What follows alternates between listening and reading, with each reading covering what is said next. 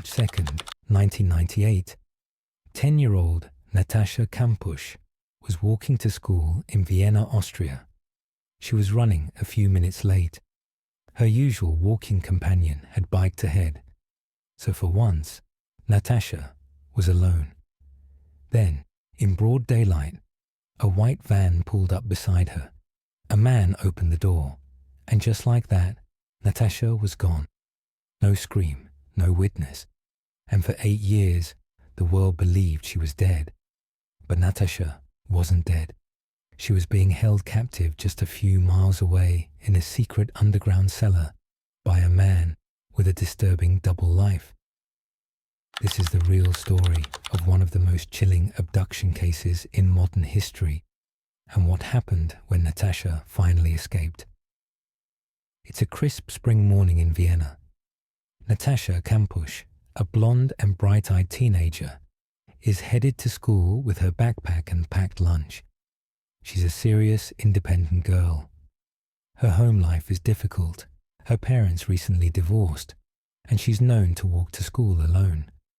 But this time, something is different. As she nears the underpass just outside her neighborhood, a white minivan slowly pulls up behind her. Inside is a 35-year-old communications technician named Wolfgang Psychlopil.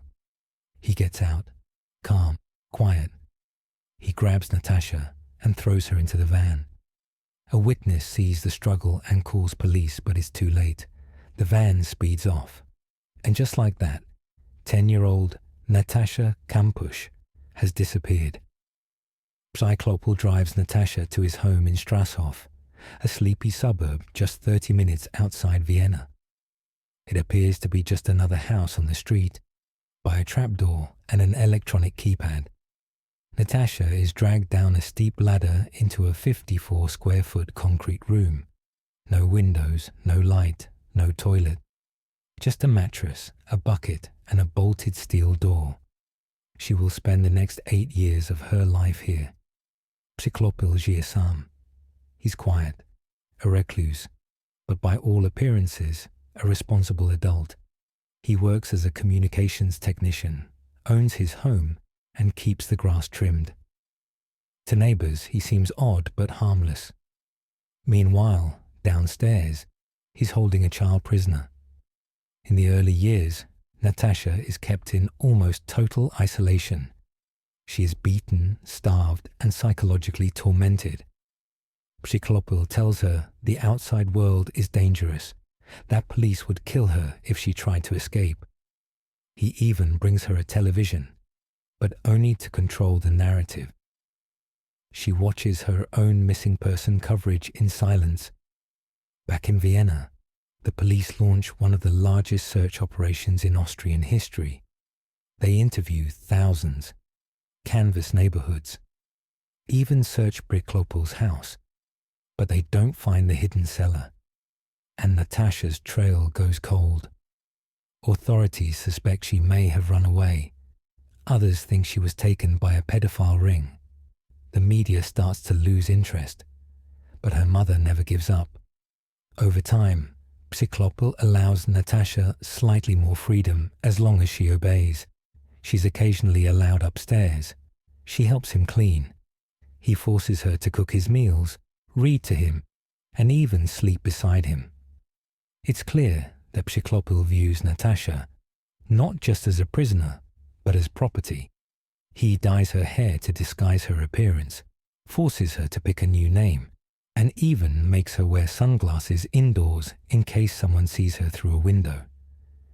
Years of abuse take a toll. Natasha later says, "He had all the power. I felt completely alone. I even began to pity him. Psychologists call it Stockholm Syndrome, a survival mechanism in which victims emotionally bond with their captors.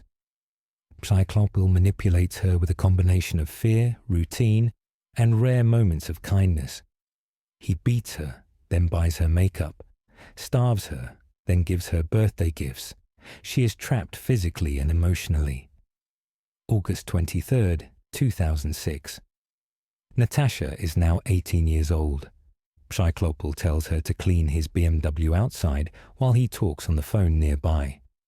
He steps away, just for a minute, and in that moment, Natasha drops the sponge, runs through a gate, and flees into freedom. She bangs on the first door she finds. The woman who answers immediately calls the police. Within hours, Natasha is positively identified. She has returned from the dead. The public is shocked. Headlines explode. Girl held captive for 8 years in cellar escapes. But what about Wolfgang Cyclopal? That same day, he threw himself in front of a commuter train. Suicide. No trial. No answers. Natasha is brought to safety. But the media frenzy is relentless. Some accuse her of not escaping sooner. Others accuse her of sympathizing with her captor. But they weren't there. They didn't live in that room. People think you can just get up and run, she later said. But it's not that simple. He had broken me. Today, Natasha lives a private life in Vienna. She bought the house she was held in as a way to take back her power. She became a quiet voice for victims of trauma. "I'm not a victim. I'm a survivor," she once said. And the world listened. One white van, one tiny cellar, 8 years of darkness, and one of the most remarkable escapes in modern history.